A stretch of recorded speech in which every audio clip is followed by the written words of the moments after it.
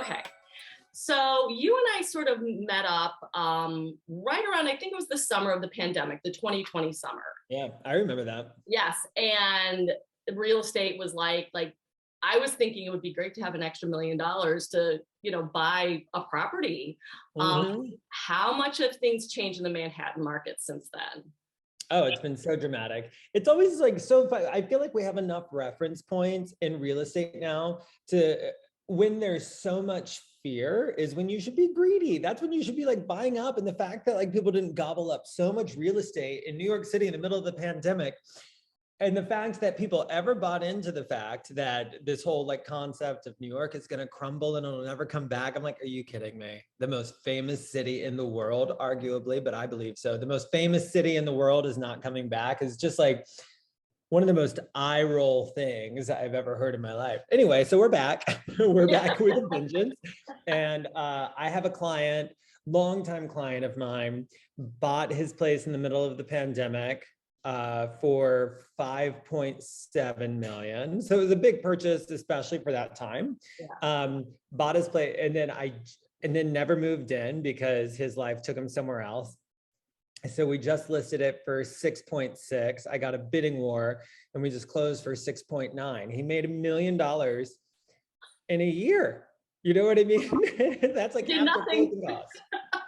That is incredible. Are those the kind of stories you're constantly encountering in Manhattan? That type I of wish that unfortunately he's one of the very few people who bought at the bottom. There was just no transactions going on. So there's really just such a small select few who were brave enough to say, okay, I'll do it.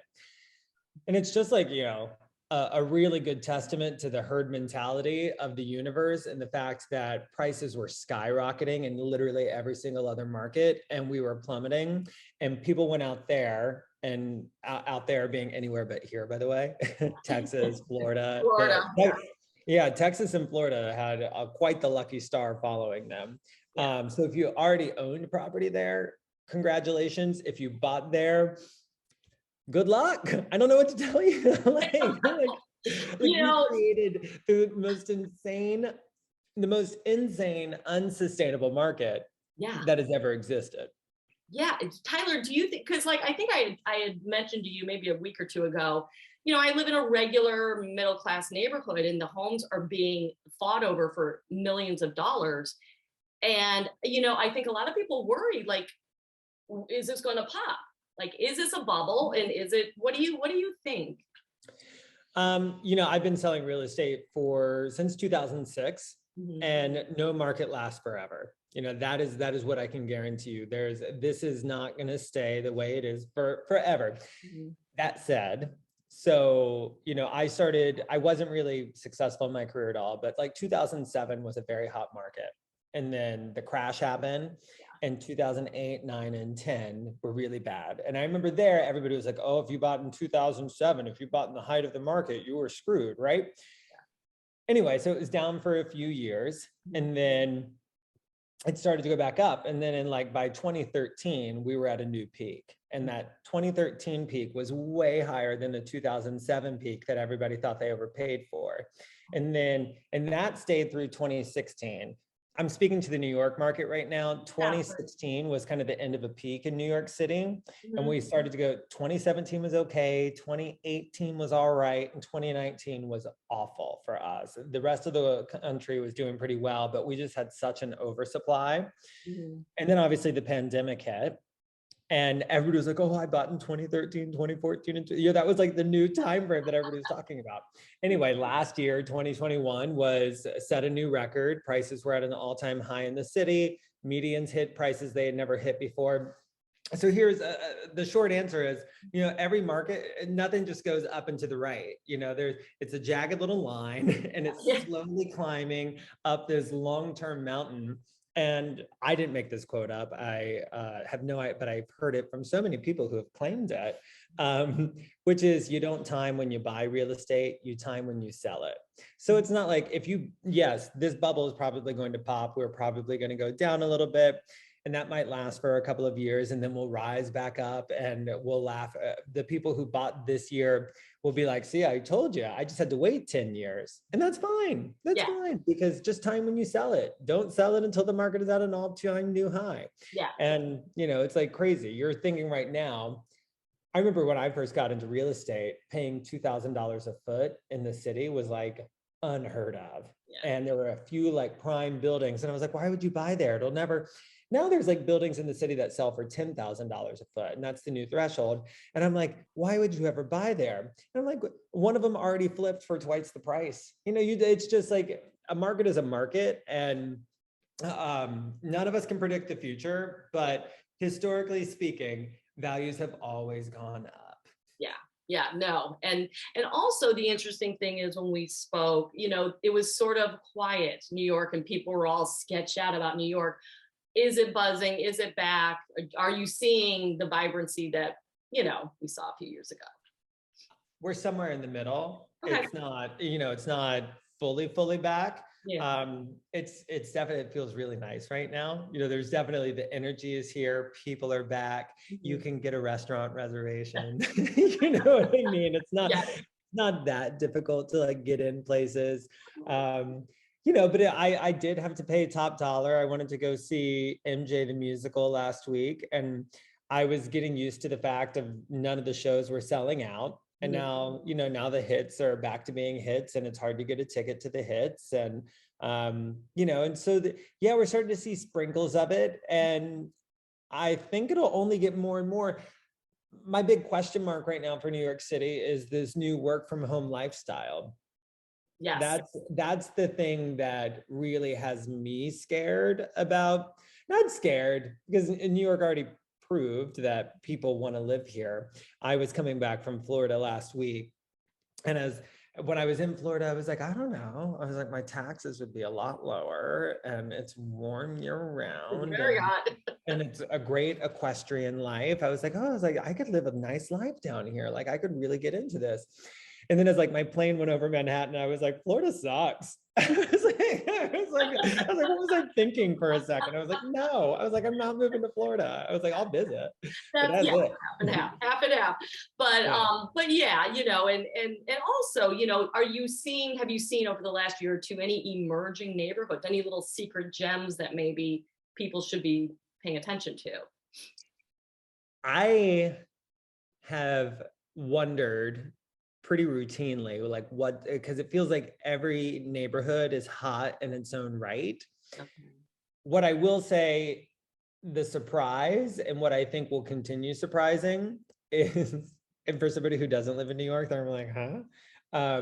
Upper East Side is kind of like, you know, when we think of it, I always felt like before I moved to New York, Upper East Side was like ultra wealthy. Yeah. And, you know, the Park Avenue, Madison Avenue, Fifth Avenue. Yeah. That kind of ended. It's definitely old money, and it's always going to be that, especially closer to the park, some of the most expensive real estate in the world. But the young money all moved downtown. And if you wanted a deal in Manhattan and without going all the way uptown, Upper East Side's the place to get it, you know, living out towards like First, Second Avenue. And that has been the case really since I've been selling real estate, you know, so that's not like a new secret. It's just kind of like Upper East Side has always been a big bang for your buck. It has been fun that this year and last year, most of like the big surprising sales were on the Upper East Side. And I will say that's the broker buzz, is the Upper East Side about to be the cool place to live? There's a lot of new, really gorgeous buildings up there. I also think people are starting to see the lifestyle they can get up there because they get so much more space for the money, which became something that is much more important to people who are working from home. Yeah. That, yeah, it'll be fascinating to see how the Upper East Side continues to perform. That is interesting. That is, you know, I want to touch back on the work from home thing. Is it the commercial aspect that concerns you with the people working from home? Is that what the concern is? To me, it's like, New York City is a very expensive place to live. It's still a very expensive place to live. Yeah. And it offers so much. But the thing that anchors a lot of people here is their job. Yeah. And the thing that I have always felt that working from home was going to be temporary. And And I keep experiencing real life things of people who have kids and they're like, wait, I can't get anything done when I'm at home with my kids. Like I have a very big career, lots of responsibilities, and then these three things taking everything. Yeah. And, and so in my head, I was like, okay, well, it's not sustainable. People will have to go back to an office. Yeah. And then an article just came out about the CEO of JP Morgan. I don't know if you saw that. This article came out about the CEO of JP Morgan, who had been somebody who said, if you want a New York City salary, you need to come work in the New York City office. And I love that. I kind of love that. I don't know if that's the exact quote, but it was something along those lines. That's how I reiterate it. This article came out with a quote from him that he said, you win. That was literally the quote. Okay, it has become clear that people want to work from home. You win. And now he's making a plans for like what they're going to do with all this commercial real estate holdings they have. I mean, they have entire high rises in the city. And these finance people, this was the eye-opening thing to me. So I had a lot of clients. I won't name any of them by name because we're already talking about the ultra wealthy right now. But the amount of money, because when I was like, oh, I was like, you still have to pay your federal taxes, right? Yeah. And the property taxes are really high in Florida, but yes, there's no, state income tax. Yeah. And the amount they, that they were able to save by leaving and working from home was the price of a mansion in Florida. And so they were like, people who were like, I saved $10 million this year in taxes. And I used it to buy a mansion, and it was just like, I was like, how much money were you making? Right. And most of them turned around and bought a pied-à-terre in the city. So interesting. So that was why like our market actually did really well last year. Yeah. A lot of people who had made these big financial savings. Obviously, there was a great year for the stock market. So people who had these long time holds that multiplied pretty greatly, and especially if they had like a huge position in any sort of cryptocurrencies or anything like that they had been waiting for, a lot of them got huge paydays and bought trophy properties in the city, but none of them were primary residences. They all have like these trophy penthouses in the city that are just going to sit empty. Oh, wow. That is interesting. Yeah. That is. Maybe we're in a transition, Maybe. Or the thing that I worry about, but I'm also like trying to like deal with, which is a little bit of what the Hamptons is that, will this just be kind of like a resort vacation destination, right? Like, is this just a place where people come to have fun? And it's one of the most iconic places in the world. And I'm kind of like, okay with that. Like, I've been really thinking a lot about my personal life and what I want it to look like. Yeah. And I want to sell luxury vacation style properties. And that's what I want to live in too. Like when I'm out in Sag Harbor, where I'm spending so much time right now, I'm just so happy. And I love the real estate. It's these trophy properties and it's a great lifestyle. And then I've been visiting Palm Springs a lot. And I'm like, oh, I'm going to need a Palm Springs house, faux show. I mean, I love these houses. I love the vibe. And I was like, and I want to sell them. And then I was down in Palm Beach a lot. I felt the same way about Palm Beach. And I was just like, oh, I was like, I could get into this. Like, I think the real estate will still hold its value, but the way people view New York is going to change. And I think it's just going to be, I hate to repeat the lingo, but it might just end up being a playground for the wealthy. And it'll be, I hope it doesn't lose its special charm if that's what it becomes. But we'll see. The Hamptons has a great year-round community, which brings me a lot of peace. And the year-round community isn't ultra wealthy. It's a lot of locals who keep the soul of the Hamptons. The Hamptons. I think people think about the Hamptons and they're like, oh, it's just a bunch of oceanfront mansions. It's also like a lot of really cute, like, and the bulk of what I'm selling at my business out there right now are like a lot of like these really cute, more like cottage style homes that is like for the teachers and like the, just like the local restaurant people. And there's a huge fishing community out there. And like, that like, these aren't ultra wealthy people, but they keep the soul of the Hamptons what it is. And I think I hope that always stays true about the city too. I hope there's people here who keep the soul of it in place. Yeah. I guess, we are in a weird transition. But, I want to ask you about the Hamptons. That's interesting. You're saying that. because you know, Martha's Vineyard, where we go, there's a huge problem where you can't buy anything for less than 3 million. So the teachers, the doctors, they're kind of shut out. Nothing's affordable. Are you having some affordability in the Hamptons, or is it just more of a access? You can move out a little further from the. There's I'm not super well spoken on this, but I can tell you I've been reading all sorts of articles. It's a huge issue they're running into right now and trying to designate affordable housing for the local community. Okay. You know, it's like not realistic for, you know, it's like this funny thing, like, you know, wealthy people have like all of these social demands, right? Like they want to eat at the nice restaurants and they want to be well taken care of, and they want their cleaners and they want their chefs and they want their drivers and they want all of these things. But those people, they're going to fly them in every morning. Right. You know, they have to, they need a place to live. And in the Hamptons, there's a few apartment complexes, but I mean, they're hidden. First of all, you can't like see them, and they're small. It's not enough to like house every single person and house them in a way that's like, these people also have their own aspirations, you know, like they want to be able to spread out. They want to be able to like enjoy their family and enjoy their life. And like, they're not just here to serve, you know, like, they need to be able to enjoy their time on this planet as well. Exactly. So that is interesting, because I'm sure like the homes you were telling about, like the cute bungalows, I mean, what they have to be 1 million, right? Or Oh, more. It God. used to be like you could live in the Springs and get like a really cute house in the Springs, which is a section of East Hampton that is actually really charming, and it's like right along the bay. It's got a huge gay community, which is also great. And you used to be able to get a nice house there for like $500,000, and then now it's 1.5 for something that's like renovated and small without a pool. And then, you know, it very quickly gets up to the 2 million range for sure.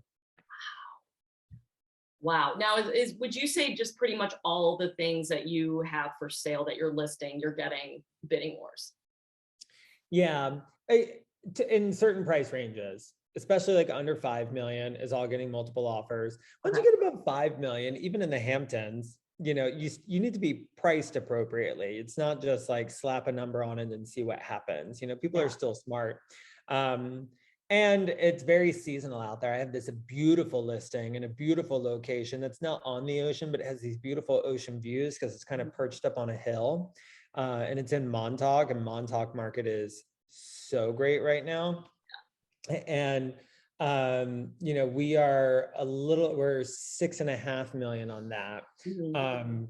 You know, and it is the kind of thing that would typically get a bidding war. And right now we're just like, we have so many people who are saying, oh, we're going to look at it when we get there. But because there's not that year-round community out there with looking to buy those kind of houses, sometimes there's this sit and wait, like it's priced appropriately. We're just like waiting for the people to come back. Okay. Well, we're about there, right? Yeah. Oh yeah. I'm going tonight.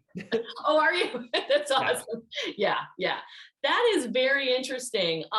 So what, just maybe to give our readers just maybe a tip or two, when you're looking for a house right now, is there anything that you can do that's smart in terms of buying?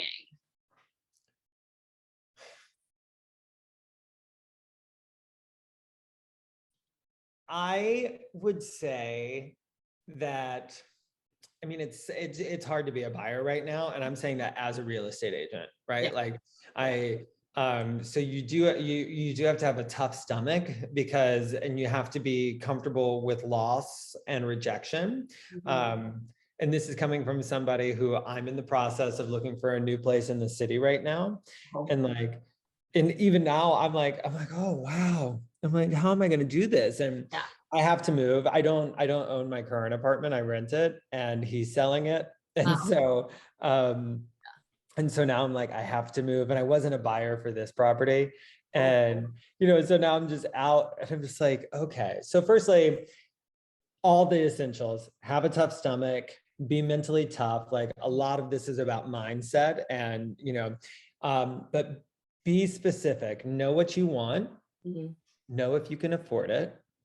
And, because a lot of it, like if your budget and your expectations aren't aligned, you need to get them aligned real quick. Yeah. because you can't go in and expect to get something way beyond your budget like you could in a down market. In a down market, sometimes you're like, okay, I'll stretch a little bit because we'll negotiate down and it's gonna be fine. It's just not the way the game is played right now. Yeah. So, being really careful that your expectations and your budget are aligned, write a really good letter, tug on the heartstrings, people who submit, and then know that terms are sometimes key, right? So like getting clean terms is sometimes like the best way to get your offer accepted, instead of somebody who is, if you're financing and you have contingencies, talk to your real estate agent, talk to your banker. But if you can drop some of your contingencies and give a little bit more closing security, sometimes like if it's just a difference of a few $1,000s and one thing is a sure thing and one thing is a maybe,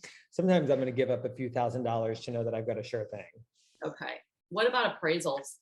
I mean, are things just, they're not big. I almost said that, but like the issue is so like if you can waive an appraisal contingency, it does really put you in a position of power. Okay. The issue with waiving the appraisal contingency is that appraisals are routinely coming in low right now. Yeah. And so it's one thing if appraisal is low by a few $1,000s, but in these bigger price points, I've had appraisals not come in by $100,000. And if you don't have an appraisal contingency in, you need to be in a position that you're going to pay that extra $100,000, which maybe you do have that luxury.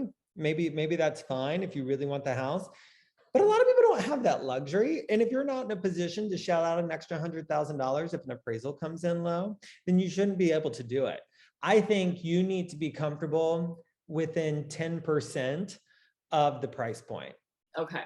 So it's different. But if let's say you're talking about a $500,000 house, which I think is a pretty average price in suburban America. If you can't afford to shell out an extra $50,000 in cash, then I think you need to keep your appraisal contingency. Okay, that's good. That is really good advice. Yeah. Because it is dog eat dog one, especially down here. Oh, Florida, game over. Yeah, I've been begging my husband to sell the house, but we have nowhere to go then. So we deal with that a lot in the Hamptons. I have a lot of my neighbors. Like I bought a house in the Village, and I have some neighbors who have owned their houses for like 20 years. The Village of Sag Harbor is very expensive. And I paid almost $3 million for it. But some of my neighbors who have been there forever have the same 2,000 square foot house that they paid like $300,000 for. And I'm like, just so you know, it's like I could make you $2.5 million profit right now after your closing costs.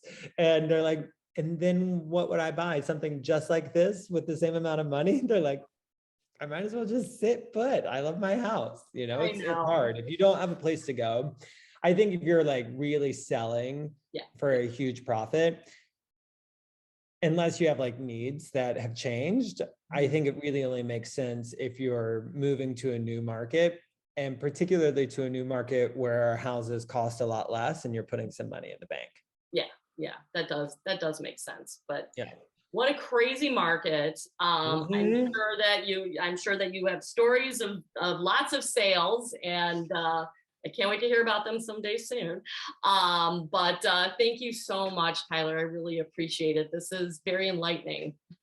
You're the best, Gina. You were one of my first interviews ever years ago when I was a little nobody. And so you'll always be my favorite. You're my favorite.